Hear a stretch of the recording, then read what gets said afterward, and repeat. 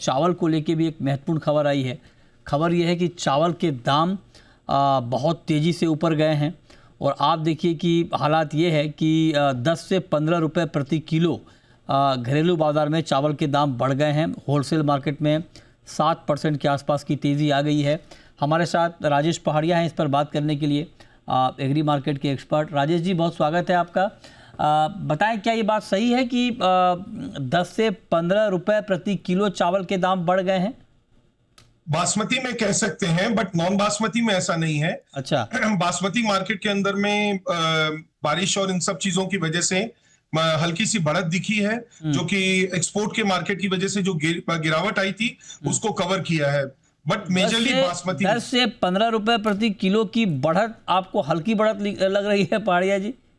Sir, उपाय नहीं है ना सर। 20 रुपए नीचे टूटा था, 10 रुपए रिकवर किया है। अच्छा। तो मैं तो कहूंगा कि हाँ, टूटने के बाद रिकवर किया, ये बात आपने नीचे से पकड़ा है। ये बात सही है कि आपने अपना एंगल ढूंढा है। लेकिन क्या मतलब ये तेजी अभी आपको और बढ़ती हुई दिख रही है चावल में?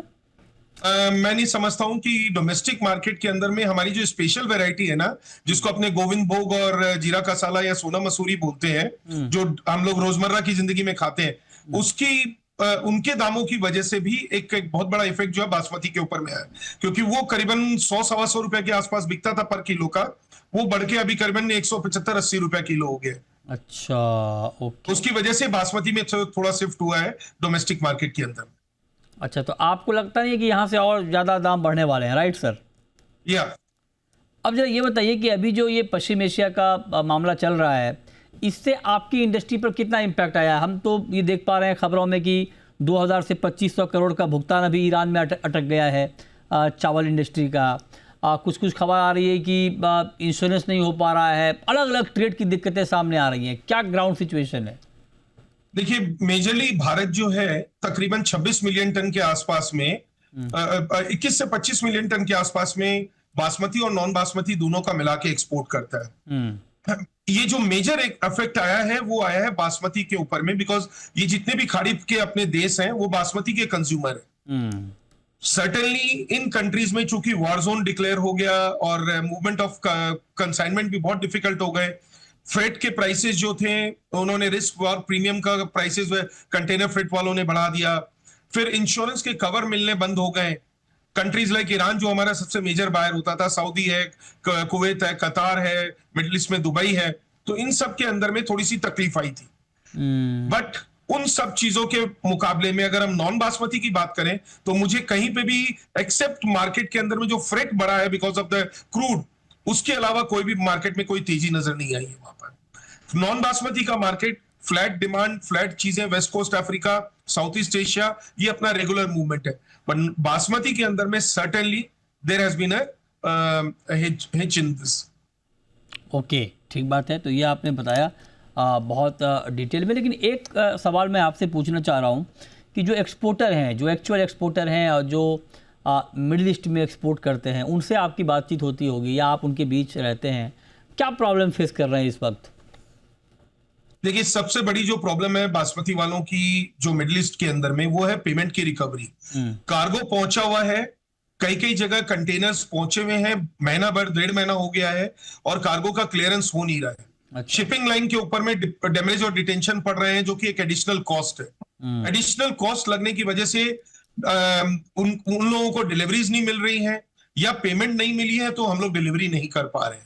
तो सबसे बड़ा जो चैलेंज है आज की तारीख में, 2-2.5 हजार करोड़ रुपया तो मेरे हिसाब से बहुत कम नंबर बताया जा रहा है। अच्छा। इससे ज्यादा ही होगा अगर पूरी इंडस्ट्री का फिगर अपने लेके चलेंगे और पूरी साउथ खाड़ी देश के अपने जो इफेक्टेड है उनका नंबर लेके चलेंगे।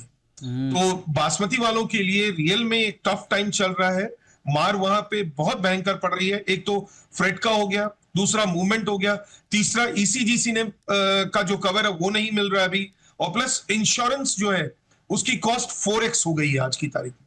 जो हमारा 0.25% लगता था वो अप्रोक्सीमेटली आज 1% के आसपास में इंश्योरेंस की कॉस्ट लग रही है। ओहो, तो इतनी ज़्यादा कॉस्टिंग बढ़ गई है। अच्छा, खबर ये भी आ रही है कि अब एक्सपोर्ट के ऑर्डर बढ़ रहे हैं, ये बात सही है क्या? और नॉन बासमती में बढ़ रहे हैं, बासमती में कहीं पे भी कोई मूवमेंट नहीं दिखा है। अच्छा। नॉन बासमती में सर्टेनली, क्योंकि आज देखिए कई चीजों के, आज खाद्य पदार्थ के अंदर में हमारे पास में अल्टरनेट है। अगर मैं नॉन बासमती बासमती खाता था और मेरे पास में आज इनकम नहीं है या मेरे पास में खर्चा करने की उतनी ताकत नहीं है, तो मैं एक सेमी प्रीमियम बासमती में चला जाता हूं या फिर सेमी प्रीमियम वाला नॉर्मल में आ जाता है। तो सडनली आप अगर लास्ट ईयर का क्लोजिंग फिगर लेंगे 31 मार्च 2026 का, तो आपने देखा होगा 11% की बढ़त के साथ में बंद हुआ है एक्सपोर्ट टोटल मिला के। उसमें मेजर एक्सपोर्ट जो इंक्रीमेंटल आया है वो नॉन बासमती में आया है।